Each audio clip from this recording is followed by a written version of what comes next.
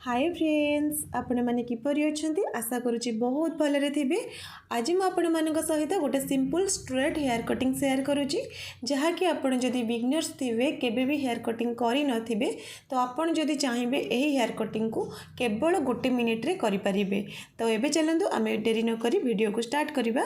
तो देखंतु आपण जतेबेले हेयर कटिंग करिवे तो भल से पूरा क्लीन भाबरे हेयर को कुंडाई नेबे, देन आपण हेयर कटिंग स्टार्ट करिवे। कटिंग स्टार्ट करने पूर्व आपण क्लाइंट को पचारि देबे तांको केतिकी लेंथ दरकार, तो सही हिसाब से आपण कटिंग करिवे। आपण देखि पारुथिबे फ्रेंड्स, मु जे कटिंग करूची एही हेयर बहुत पतला अछि, आउ टिके शॉर्ट करिथिले बहुत भल लागिथांता। हेले मोर क्लाइंट कर शॉर्ट हेयर करने को बिल्कुल इच्छा नथिला, से कहिले केवल जस्ट ट्रिम करने को, तो मु सही हिसाब से कटिंग करूची। यही हेयर बहुत पतला अच्छी बोली मुझे ओदा करना।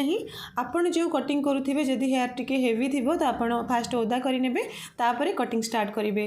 तो देखि नियंतु फ्रेंड्स, केते कम टाइम रे केवल गोटे मिनिट भितर हेयर कटिंग सरीगला।